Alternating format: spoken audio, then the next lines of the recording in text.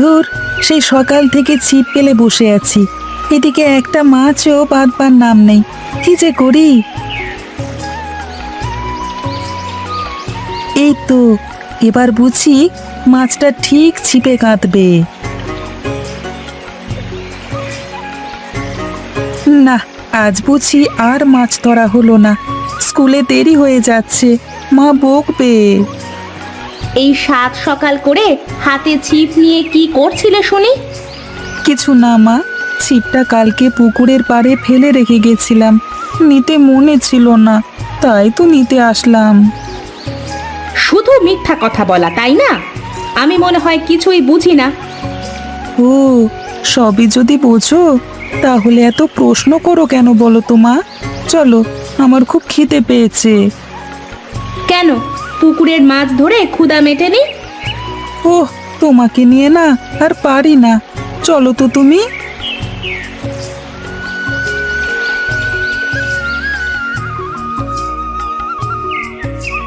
আমার না রোজ রোজ এই মাছ ভাত খেতে ভালো লাগে না মা। মাছ ভাত খাবে না তো কি খাবে তুমি বলো শুনি? একটা দিন তো একটু মাংস রান্না করতে পারো আমার জন্য? তোর বুঝি খুব মাংস ভাত খেতে ইচ্ছে হচ্ছে, তাই না রে বাবা? হ্যাঁ মা, আমার খুব মাংস দিয়ে ভাত খেতে ইচ্ছে হচ্ছে।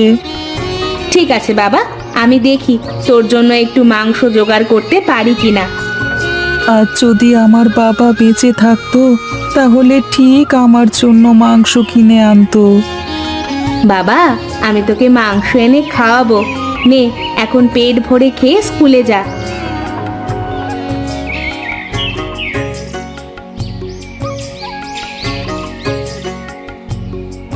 আচ্ছা রূপা, আজ তোমাকে কেউ নিতে আসলো না কেন?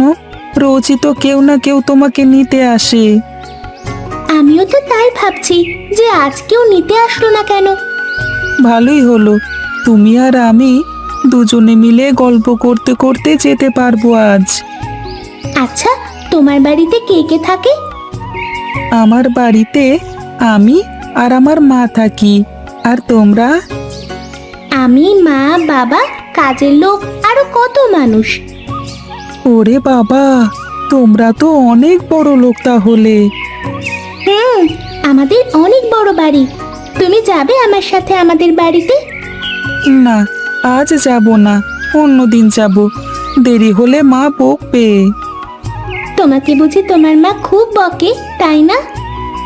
না, সব সময় বকে না, তবে একটু বেশি দুষ্টুমি করলে তখন বকা দেয়। এখন যদি স্কুল থেকে দেরি করে বাড়িতে যাই তাহলে মা খুব বকবে। তাহলে চলো আমরা এখন বাড়িতে যাই।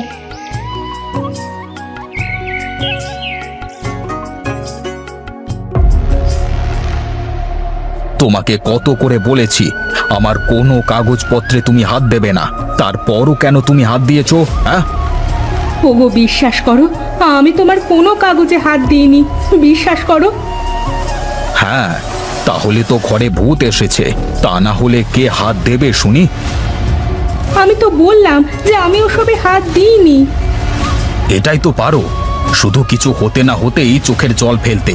বলি, এ বাড়িতে কি তুমি আর আমি ছাড়া অন্য কেউ থাকে? তাহলে নিজেদের এসব খেয়াল রাখতে হবে না? বাবা, তুমি আজকে আমাকে আনতে চাওনি কেন? আসলে মা, ওই হয়েছে কি, আমার না একটু কাজ ছিল, তাই তো যেতে পারিনি। তোমার আসতে কোনো অসুবিধে হয়নি তো? না বাবা, আমি আমার বন্ধুর সাথে চলে এসেছি। বাহ বাহ বাহ, তোমার বন্ধু আছে? তা বন্ধুকে সাথে করে নিয়ে আসতে পারোনি? জানো বাবা, ওর মা না ওকে খুব বকে, দেরি হলে বকবে বলে আসলো না। ও আমাদের ক্লাসে সবার থেকে ভালো পড়া পারে। কি গো, তুমি এখনো দাঁড়িয়ে থাকলে যে? যাও যাও, আমার মামুনির জন্য খাবার বারো, আমরা একসাথে বসে খাবো।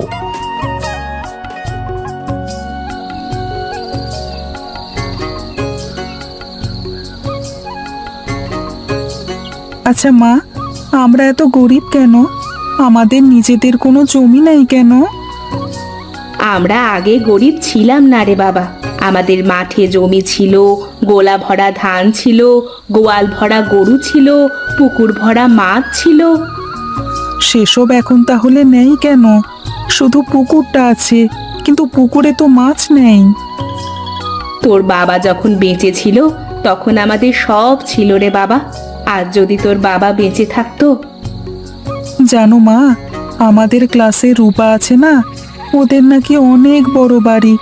আমাকে ওদের বাড়িতে নিয়ে যেতে চেয়েছে। শোন বাবা, ওসব বড় লোকদের থেকে সব সময় দূরে দূরে থাকবি, তা না হলে যে অনেক কষ্ট পাবি। আচ্ছা মা, আমাদের এসব জমি আর কখনো ফিরে পাবো না? সেজন্যই তো তোকে লেখাপড়া শিখিয়ে মানুষের মতো মানুষ করার চেষ্টা করছি। তুই আবার একদিন সব ফিরিয়ে নিবি। তুমি কোনো চিন্তা করো না মা, আমি একদিন সব আবার ফিরিয়ে আনবো। এখন অনেক রাত হলো, শুয়ে পড় বাবা।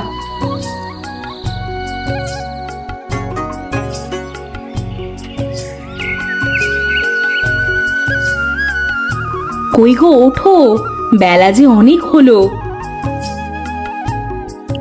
আহ, এত সকাল সকাল কেন ডেকে ওঠালে বলো তো দেখি? তোমার মেয়ে তার বন্ধুকে নিমন্ত্রণ করেছে বাড়িতে। আমাকে বলে গেছে তোমাকে যেন বলি বাজার থেকে ভালো করে বাজার করে আনতে। এই রে, তাহলে আমাকে এক্ষুনি বাজারে যেতে হয় গিন্নি। মাছ মাংস কত কিছু কিনতে হবে। আমি গেলাম, আমার অনেক কাজ পড়ে আছে। ঠিক আছে ঠিক আছে, তুমি যাও, আমি বাজার থেকে ঘুরিয়ে আসি তাহলে।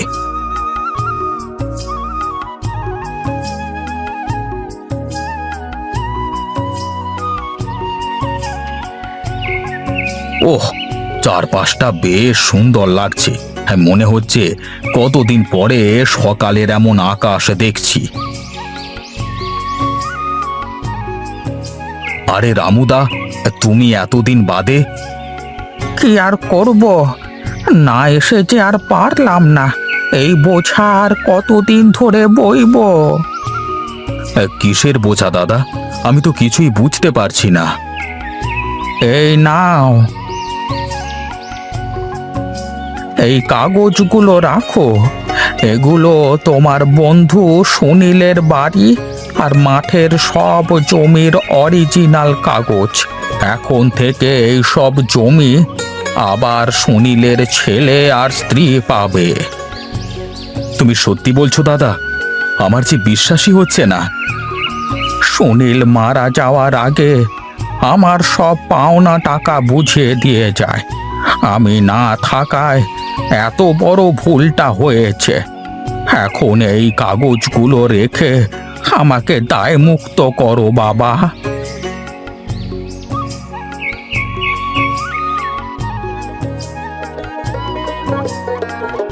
ওরে বাবা রে, এত খাবার! হ্যাঁ, এত খাবার সব তুমি খেয়ে শেষ করবে।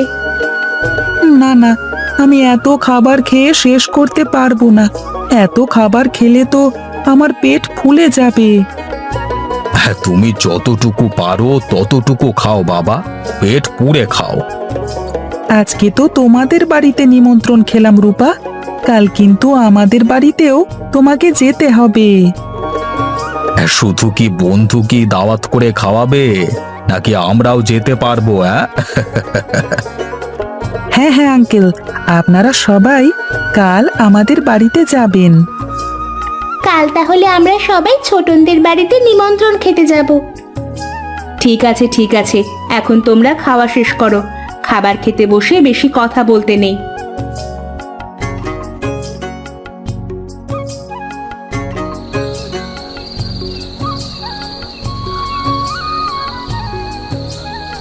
মা, কাল কিন্তু আমার বন্ধু রূপা আর ওর বাবা মা আসবেন আমাদের বাড়িতে নিমন্ত্রণ খেতে।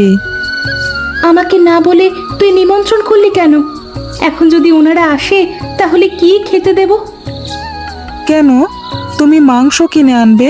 জানো মা, আমি না ওদের বাড়িতে অনেক মাংস দিয়ে ভাত খেয়েছি। ঠিক আছে, সে যা হয় সকালে দেখা যাবে। এখন তুই শুয়ে পড়।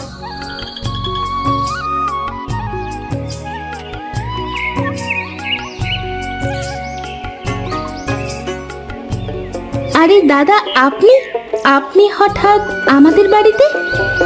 কি আর করব বৌদি, সুনীল মারা যাওয়ার পর আপনার সামনে এসে দাঁড়ানোর মতো মুখ যে আমার ছিল না। আমাদের ক্ষমা করে দেবেন ভাবি। ও সব কথা বলে আমাকে আর কষ্ট দেবেন না। চলেন, আপনারা ভিতরে গিয়ে বসেন। তোমরা কি একজন আরেকজনকে আগে থেকে চেনো মা? হ্যাঁ রে বাবা, আমরা আগে থেকেই সবাই সবাইকে চিনি। আমি হলাম তোমার বাবার একমাত্র কাছের বন্ধু। কিসের কাগজ এগুলো দাদা? এগুলো সুনীলের বাড়ি আর সব জমির কাগজপত্র। রামুদা এসে আমার কাছে সব দিয়ে গেছে। এখন থেকে এই সব জমি আবার আপনাদের।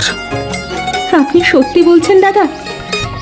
বিশ্বাস না হলেও এটাই সত্যি বৌদি। এখন থেকে আপনাদের আর কোনো অভাব থাকবে না। সেটা না হয় হলো, কিন্তু আজ কিন্তু আমরা আপনাদের নিমন্ত্রণ করেও খাওয়াতে পারবো না। কেন ভাবি? কারণ আমার ছোটন আপনাদের মাংস ভাতের নিমন্ত্রণ করেছে, তাই আপনাদের মাংস ভাতই খেতে হবে। কাল আপনাদের আমাদের বাড়িতে নিমন্ত্রণ। ঠিক আছে, তাহলে আমরা কালই আসবো। এখন তাহলে আমরা যাই। হ্যাঁ, আরে যাই মানে? চলুন বসে কথা বলি, গল্পগুজব করি, কিছু খানা পিনা করে তারপরে না হয় যাবেন।